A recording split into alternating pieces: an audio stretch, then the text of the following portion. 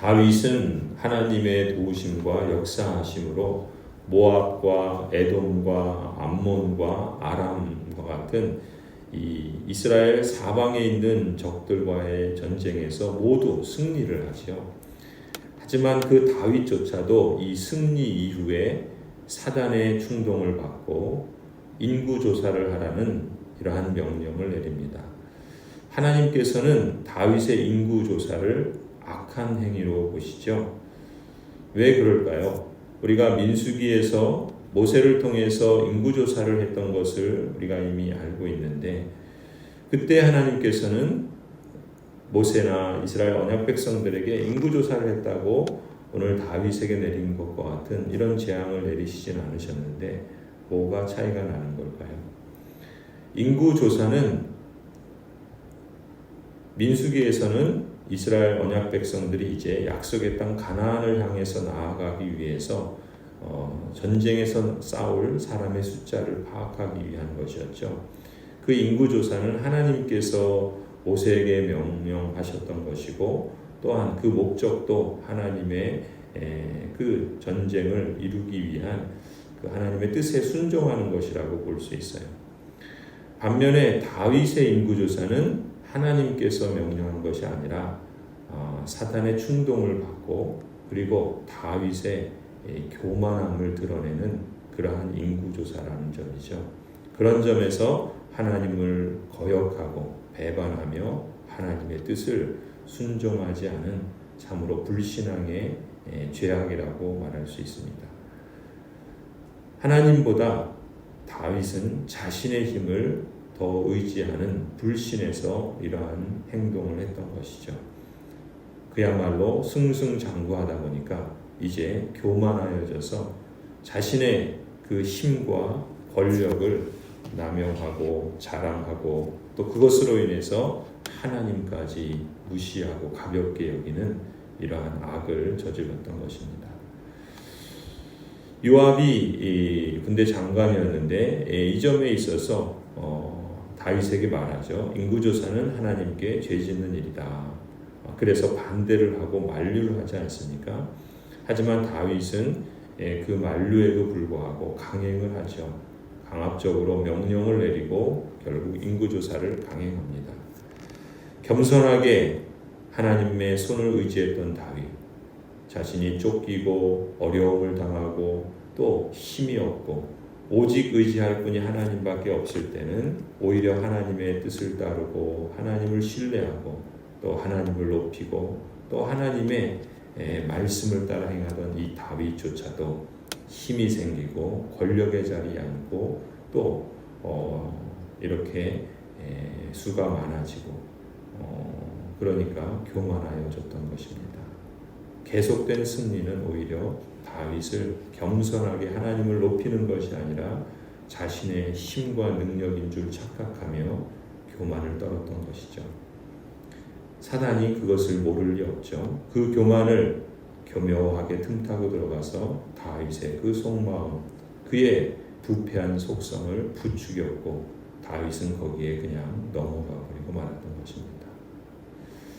그렇게 보면 참 인생이 어리석고 또 이렇게 하나님의 마음에 합한 사람이라고 하는 이 다윗조차도 그 인생 여정을 보면 실패와 또 하나님께 대한 불순종을 거듭했던 것을 우리는 주목해야 합니다.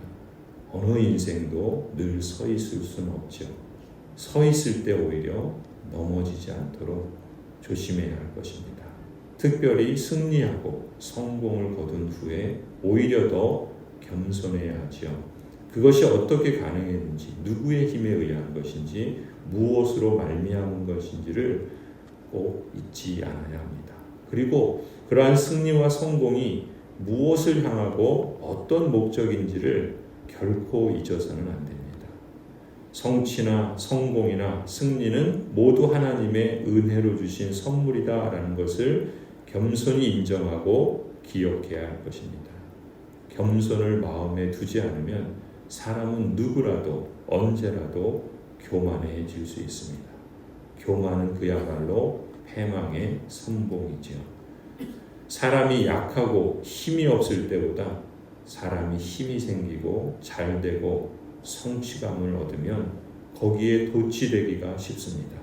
그래서 그게 자기 힘인 줄 알고 자기 능력인 줄 알고 또 그걸 과시하고 자랑하고 다른 사람들에게 그것을 인정받고 그래서 자신을 높이고자 하는 그런 심사가 꿈틀거리고 작동할 수 있는 것이죠. 사탄은 그러한 사람의 부패한 본성을 충동해서 이제 자신이 주인이 되려고 역사하는 것입니다. 참 주인이신 하나님을 가만히 뒤로 제껴두도록 그렇게 유혹하고 시험하는 것이죠. 그렇기 때문에 어느 순간에라도 특별히 잘되고 성취하고 또 승리할 때 우리는 더욱더 하나님이 주인이신 것을 기억하고 인정하며 더 나아가 하나님을 겸손히 의지하고 하나님께서 그러한 승리와 또 하나님의 응답과 하나님의 역사를 이루신 그 목적을 오히려 새롭게 해서 더 한 걸음 하나님을 높이는 데에 나아갈 수 있도록 하나님을 신뢰할 줄로 믿습니다.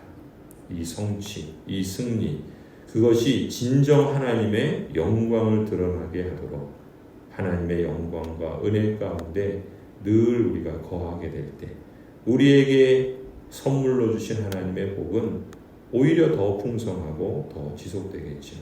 그것을 잊고 망각하고 거기서 교만하고 자만하게 되면 주신 복도 오히려 잃게 될 뿐만 아니라 자신뿐만 아니라 주위의 사람들도 그것으로 고통을 당하게 되는 어리석은 결과를 낳게 될 것입니다.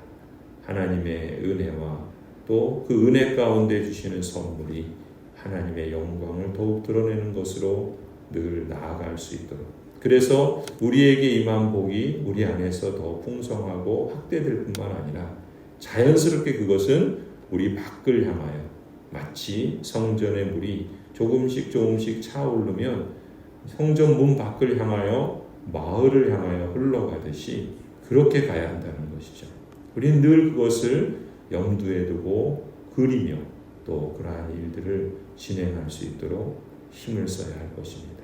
그것이 바로 하나님이 기뻐하시는 인생이요 또 하나님께서 우리 인생 여정 전체를 통해서 참으로 착하고 충성된 종이다 칭찬하시고 또 주님을 뵀을 때 하나님이 선한 청직이라 이렇게 영광의 면류관으로 우리에게 맞아주시고 또 함께 기뻐하실 그러한 삶의 여정을 우리가 계속해서 나아갈 수 있기를 간절히 소원합니다.